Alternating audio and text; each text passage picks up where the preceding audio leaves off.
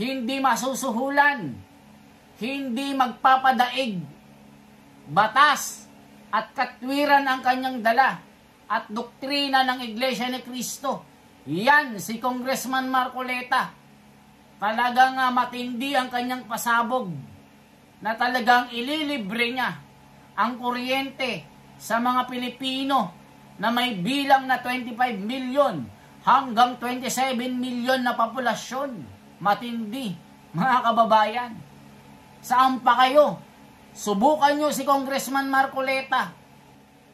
Kaya itong pangitain at ang aking mga panaginip, yung prediction ko, pag itong si Congressman Marcoleta ang nanalo, isipin nyo mga kababayan, malilibre tayo ng kuryente. Si Congressman Marcoleta, matalino, isang abogado, lahat nasa kanya. Nabasa na lahat ng mga klase ng batas. Itong mga kalaban niya, lalong-lalo na sa kabila na walang ginawa kundi mamulitiko na mga trapo. Si Congressman Marcoleta at ang kasama niya, ang tunay na pagbabago, ang pag-asa ng Pilipinas. At para din na makauwi si Tatay Digong, sa mga naniniwala na makauwi si Tatay Digong, iboto nyo si Congressman Marcoleta. Pinahayag po naman senatorial candidate number 38 sa balota, Rodante Marcoleta, na malaking tulong sa ekonomiya ng bansa ang pagbaba ng singil sa kuryente. Abay talaga naman. At sa pamamagitan nito, mas marami daw pong negosyante ang mamumuhunan sa bansa anumang uri ng negosyo. Pakinggan natin ang balita mula kay Erlo Bringas. Erlo? Mas dama ngayon ng maraming household ang patuloy na pagtaas ng singil sa kuryente sa bansa. Partikular nga dyan ay mga karaniwang Pilipino na umaaray na rin sa mataas na singil sa kuryente sa maraming pagkakataon dahil sinasabayan pa nga kasi ng mataas na presyo ng bilihin at serbisyo. Kabilang yan sa naging agenda tinalakay ni senatorial candidate Rodante Marcoleta sa naging pagbisita nito sa ating mga kababayan sa probinsya ng Batangas. Ayon kay Marcoleta, dapat anilang maisaayos ang umiiral na batas patungkol sa energy supply at energy law ng bansa na siya ding nakikita niyang paraan para may pumasok na mas maraming nais mamuhunan sa ating bansa. Ay kailangan po nating maibaba kaagad ang singil ng kuryente sa ating bansa. Ito po ang pinakasusi para po ang ating ekonomiya ay mapaunlad natin. Dahil po pag bumaba ang singil ng kuryente, marami pong mga negosyante, mga mangangalakal, mga kapitalista ang magtatayo ng pabrika, ng pagawaan at negosyo sa ating bansa. Mas mabuti nila na isaayos na lamang kasalukuyang umiiral na batas para mapababa ang singil sa kuryente. Kabilang na dyan ang mga paraan kung paano mababawasan pasanin ng mga consumer. Maging matapyasan na rin ang iba't ibang mga fee na isinasama pa sa total billing ng isang household. Hindi rin nila sagot ang puro ayuda na ipinapamahagi sa mga nangangailangan nating mga kababayan, kundi maayos na serbisyo sa kuryente, tubig at marami pang iba na dapat abot kaya ng isang karaniwang Pilipino sumasahod lamang ng minimum. Kapag mababang singil sa kuryente, mas magiging mababa din ang production cost at hindi mahihirapan ng mga nais mamuhunang negosyante sa ating bansa. Magandang umaga mga kababayan at kumusta po kayong lahat? Ako po si The Wonder sa Philippines. Ngayon, ang pag-uusapan natin ay si Congressman Marcoleta. Grabe ito mga kababayan, viral na viral. Ang nag-iisang aplikante sa pagkasenado na pinangako ang libreng kuryente sa mga mahihirap na kumikita lamang ng 2,000 pababa. Matindi ito mga kababayan kasi kahit sino po makikinabang dito. Nasa mahigit 27 million na mga Pilipino sa kabuuan ng ating populasyon na 100 million ay makikinabang dito sa kanyang programa kung sakali po siya ang papalarin mga kababayan. Kung itutulad dati sa mga politiko ngayon na mga tumatakbo na puro ayuda-ayuda, na wala namang kwenta, na walang sapat na plano. Si Congressman Marcoleta, mga kababayan, talagang matibay po ito. Alam nyo kung bakit? Ito'y matalino, isang abogado, at talagang may alam sa batas, na talagang hindi mo maloloko ito kung pag-uusapan ay mga batas, mga kababayan. Hindi gaya ng mga tumatakbo dyan, na mga kung sino-sino lamang, na nakilala lamang ito sa pagsasayaw, pagbibigay ng mga jacket, kung ano-anong mga, kung saan sumikat. Pero pag tinanong mo, mga kababayan, ay walang laman ang utak. Tanging si Congressman Marcoleta lamang, mga kababayan, ang talagang isa sa mga pagpipilian ng mga Pilipino, na talagang pag ito ang nanalo, ay talagang tutuparin niya ito. Hindi gaya ng mga pangako ng iba dyan, na pagkatapos po ng 3 taon, ay bubuhayin ang kanyang pangako, tapos itataon pa na eleksyon. Diba, mga kababayan? Napakaraming umasa sa 20 pesos sa bigas. Tapos, sa kanya bubuhayin pagka nawala na yung rating niya at pabagsak na. At gagamitin niya ito para tumaas ang kanyang rating. Subukan niyo po si Congressman Marcoleta, mga kababayan. Dahil siya lamang ang pag-asa ng Pilipinas. Ang natitirang kaisa-isang aplikante na kung papalari sa pagkasenado ay talaga namang napakarami niyang mga programa na talagang matutupad ito, mga kababayan. Alam niyo kung bakit? Walang kinakatakutan ito. Laging nasa katwiran at dala-dala niya po ang pagiging Kristiyano, yung pagiging Iglesia ni Cristo, mga kababayan. Alam ito ng mga kapatid, dahil si Congressman Marcoleta ay kapatid sa Iglesia ni Cristo. Napakaraming mga bumabatikos sa kanya, bakit daw ang isang Iglesia ni Cristo ay tumatakbo sa pagkapolitiko. Ito yung hindi maintindihan ng iba, mga kababayan. Nung una po, ay talagang hindi pinapayagan ng mga miyembro ng Iglesia ni Cristo para tumakbo sa politika. Pero mga kababayan, itong sitwasyon po ni Congressman Marcoleta ay binasbasan po ito ng tagapamahalang pangkalahatan ng Iglesia ni Cristo. Kaya pinayagan po siya ng pamamahala. Kaya sa mga nagtatanong po na wala pong alam, yan po ang katotohanan. Pinayagan po at binasbasan po si Congressman Marcoleta para tumakbo.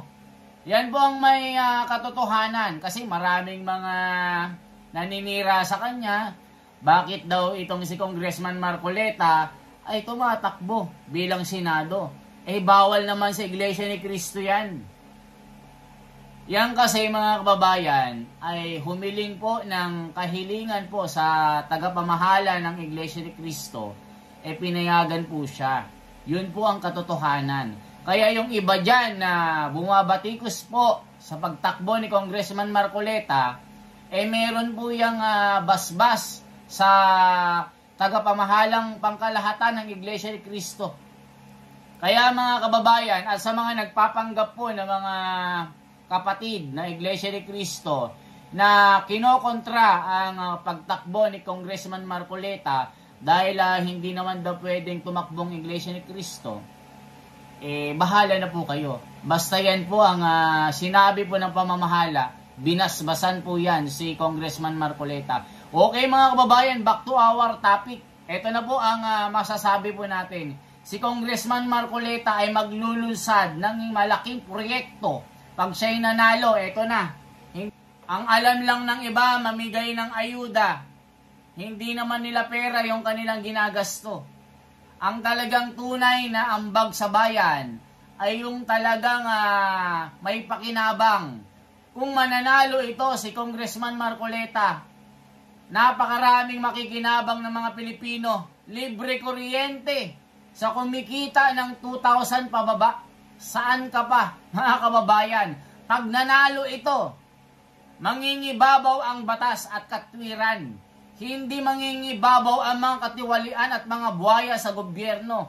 Yan ang itatak nyo sa mga basher na puro panira ang ginagawa nila kay Congressman Marcoleta. Magtigil kayo.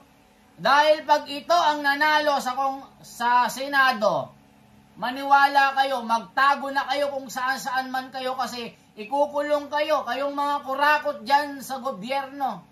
Puro kayo pangako, wala kayong nagagawa. Ang tagal nyo na dyan sa Senado, nag-ugat na kayo. Parang balite na tumanda na walang ginawa. Puro pasikat, puro ngaw-ngaw, puro pangako, napako, hanggang ngayon nandiyan kayo. Sino-sino ang mga ito, i-comment nyo kasi nanggigigil ako. Wala akong pinapatamaan na, matamaan po ang maasar dito. Eto na. Iminumungkahi ni senatorial candidate Rodante Marcoleta na maging libre na ang mga pamilyang kumukonsumo ng 2,000 piso sa kanilang kuryente. Kumpiyansa si Marcoleta, kakayanin ito kung magkakaroon lamang ng kaayusan sa mga batas hinggil sa kuryente. Earl Obregas, magbabalik. Mataas na singil sa kuryente. Yan ang kadalasang problema ng isang karaniwang pamilyang Pilipino na kakarampot lamang kinikita buwan-buwan o yung mga tinatawag na minimum wage earners. Nakadagdag pa dyan sa pasanin ng marami ang pabago-bago at patuloy na pagtaas ng presyo ng mga pangunahing bilihin. Para maibsan ang pasanin ng ating mga kabayan sa matinding gastusin sa araw-araw, iminumungkahi ngayon ni senatorial candidate Rodante Marcoleta na maging libre na ang mga household na kumukonsumo ng 2,000 piso pataas sa singil sa kuryente. Ayon kay Marcoleta, kakayanin naman daw ito kung maisasaayos lamang ang ating mga batas na tutukoy sa kapakanan ng mga consumer at mga household electricity, lalo na kung usapin lamang ay ang ayuda. Napakamahal niya. Opo. Kaya para muna-muna na natin sigurong mabigyan ng benepisyo yung mga nasa laylayan ng lipunan na yan ay hindi bababa sa 25 to 27 million Filipinos. Kaya naisip ko na lang, tatapatan ko na lang yung binibigay na ayuda kung baka sakaling makabawas-bawas pa ng konti yung ginaganda ng gobyerno. Sabi pa ni Marcoleta, sa ngayon may mga ayudang na ipinapamahagi ang gobyerno. Ang problema, hindi naman daw lahat ng nasa sektor ay nakatatanggap ng ayuda. Mas maganda na raw na maging libre na lamang sa singil sa kuryente mga nasa mahihirap na sektor at mas nakakamenos pa nga ang gobyerno. Yung 5 ayudang binibigay ngayon, 194 billion. Hindi ko naman nakikita na ang alam nito ay natatarget yung bilang 25 to 27 million Filipinos na yan ang dapat makinabang sa perang pang-ayuda. So, kinuwenta mo na kapag ka pala yung kumukonsumo ng kuryente ng 2,000 pesos pababa, yan ay ilibre natin. Kanina nga sa nakikitang solusyon ni Marcoleta, kung mayroong ayuda ay ibigay na lang ito ng direkta sa mga benepisyaryo. Dahil kung ide-direkta daw ito, mas maganda na dahil may iwasan din ang korupsyon. Yun na kasi yung pag-targetin nung ayuda dahil yung pinakamahirap eh. Opo. Dahil po natatarget lang eh, wala pang 10%. Nawawalan lang yung pera sa pagkat hindi naman talaga napupunta doon sa dapat kapuntahan. Yung ating scheme na sinasabi, kung magsisimula ka sa 10,000 pesos, 2,000 pesos pababa, na-target mo ng lahat, wala pang korupsyon sa pagkatapos, wala pang makakapagpatikan sa pag-distribution na sa kanila eh. Ipadasa mo sa mga kandidato, hindi magpapatikan lang yun, akala mo sa kanila galing yung pera. At isilangin mo yung mga presentante natin na kung akala naman, ay galing nasa bulsa nila yun eh. Pero biga. Alam niyo mga kababayan, totoo ito. Itong sinasabi ni Congressman Marcoleta. Alam niyo itong pamimigay ng mga ayuda ng mga politiko? Walang kwenta ito. Kasi yung iba mga kababayan, hindi naman naaambunan. Milyon, bilyon ang kanilang pinamimigay tuwing eleksyon. Isipin niyo mga kababayan, meron pang politiko na nagbayad ng 2 billion sa COMELEC pero tinanggihan ito dahil di umano puno na ito. Yun po ang sabi ha, hindi ko yan sinabi. Merong balitang ganyan mga kababayan na di umano.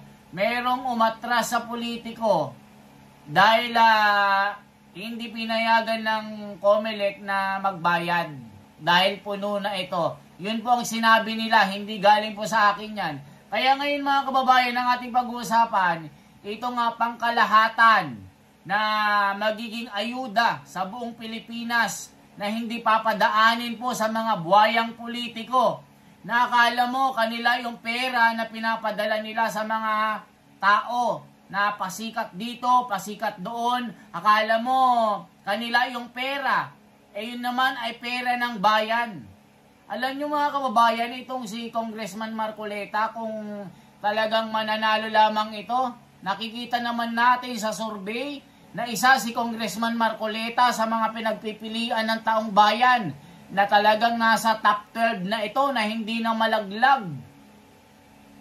Mga kababayan, magliwanag sana ang mga isipan nyo dahil walang isang politiko na nangahas na gumawa ng ganito. Kung sakali manalo itong si Congressman Marcoleta, lahat po tayo makikinabang sa libre kuryenteng ito. Tignan nyo mga kababayan, di ba? Ang dami nilang klaseng ayuda. Tignan nyo, yung mga politiko, waldas ng waldas ang pera, ipapadaan pa daw sa ATM. Ano kaya gumawa kayo ng batas na gaya ni Congressman Marcoleta, na yung 25 million to 27 million na mga populasyon ng Pilipinas na kumikita po ng 2,000 pababa ay ililibre na sa konsumo ng kuryente. Meron bang ganyan ng iba? Ang ginagawa ng iba, tinda pares, hep hep hooray, na walang kakwenta-kwenta. Pag tinanong mo, pakonselo di bobo, ibabalik sa'yo yung tanong, anong mo? Anong plano mo? Anong plataforma mo? Pag ikaw ay naging senado, sasabihin, ibabalik niya sa'yo, baka makatulong ka sa akin. Ano magiging plano mo para maging plano ko? Diba? Napakabobong tanong. Diba? Dapat mga kababayan, ang titignan natin, yung politiko na meron talagang malinaw na pangako para masingil natin. Alam niyo mga kababayan? Kaya itong pangitain at ang aking mga panaginip, yung prediction ko, pag itong si Congressman Marcoleta ang nanalo, isipin nyo mga kababayan, malilibre tayo ng kuryente. Si Congressman Marcoleta, matalino, isang abogado, lahat nasa kanya. Nabasa na lahat ng mga klase ng batas. Itong mga kalaban niya, lalong-lalo na sa kabila na walang ginawa kundi mamulitiko na mga trapo. Si Congressman Marcoleta at ang kasama niya, ang tunay na pagbabago, ang pag-asa ng Pilipinas. At para din na makauwi si Tatay Digong, sa mga naniniwala na makauwi si Tatay Digong, iboto nyo si Congressman Marcoleta. At yung mga tumatakbo na nasa katwiran na hindi binabaluktot ang batas. Kasi ngayon mga kababayan, binabaluktot nila yung tama. Ginagawa nilang mali. Pag pabor sa kanila, tama sa kanila. Pag hindi pabor sa kanila, mali yan. Saka yung estilo ng mga politiko ngayon mga kababayan, ang tatapang. Na akala mo, sila yung nagpapasahod sa kanilang mga sarili. Sila yung mga pinapasahod natin mga kababayan. Ngayon ang yayabang nila. Pag sumagot, akala mo, tignan nyo naman yung pagsasalita ng iba dyan mga kababayan. Konting kibot, ang tapang, mabash lang, ang tapang-tapang na. Diba? Ganyan yung nangyayari ngayon mga kababayan. Subukan nyo si Congressman Marcoleta. Mga mahal kong mga kababayan, kung hindi nyo makita ang hinahanap nyo sa iba, Congressman Marcoleta ang iboto nyo. Libre ang kuryente. Sa 2,000 ang kinikita na maraming mga Pilipinong makikinabang. Hindi gaya ng mga trapo na walang ginawa kundi mamigay ng pera, hindi naman nila kanila. Puro ang yayabang. Pero pag si Congressman Marcoleta, dala niya ang aral ng Iglesia ni Cristo. Isang tunay na Kristiyano. Ngayon lang magkakaroon ng isang Senado o isang senador sa Senado na dala ang aral ng Iglesia ni Cristo. Hindi masusuhulan, hindi magpapadaig, batas at katwiran ang kanyang dala at doktrina ng Iglesia ni Cristo. Yan si Congressman Marcoleta. Talagang matindi ang kanyang pasabog na talagang ililibre niya ang kuryente sa mga Pilipino na may bilang na 25 million hanggang 27 million na populasyon. Matindi, mga kababayan. Saan pa kayo? Subukan nyo si Congressman Marcoleta. Pag ito nanalo, katapusan na ng mga buhaya. Alam nyo mga kababayan, siya ang pag-asa ng Pilipinas. Siya ang pag-asa ng bawat masang Pilipino. Kung ikukumpara nyo po sa mga buhayang ito, na mga tumatakbo, nasubok nyo na ang kanilang kalakaran ng mga politikong trapo. Ang tagal na nila dyan. Ang tagal na ng mga buhayang ito. Anong nangyari sa Pilipinas? Wala. Puro kakengko yan ang nangyayari. Alam niyo mga kababayan, itong si Congressman Marcoleta, mala tatay digong ito. Mala kamay na bakal ito. O nakita niyo naman nung mga nakaraan, ang dami niyang pinasarang mga TV station dahil wala sa katwiran. Kung nagawa niya yun mga kababayan, magagawa din niya ngayon. Kahit sino babanggain niya. Basta wala sa katwiran. Meron siyang dalang aral, ang tunay na aral na galing sa Panginoong Diyos.